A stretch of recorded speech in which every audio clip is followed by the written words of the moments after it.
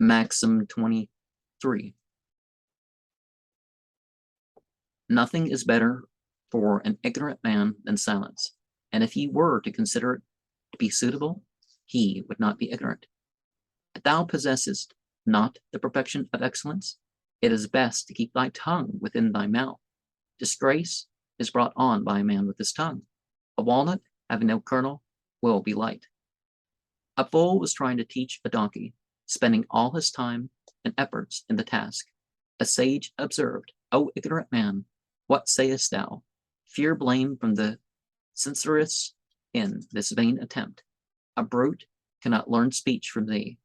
Learn thou silence from a brute, who does not reflect what he is to answer, will mostly speak improperly. Come, either arrange thy words like a wise man, or remain sitting silent like a brute. Now, the teachings are one thing, but take your example from the best. And that's one of the things about the Nabiim, right?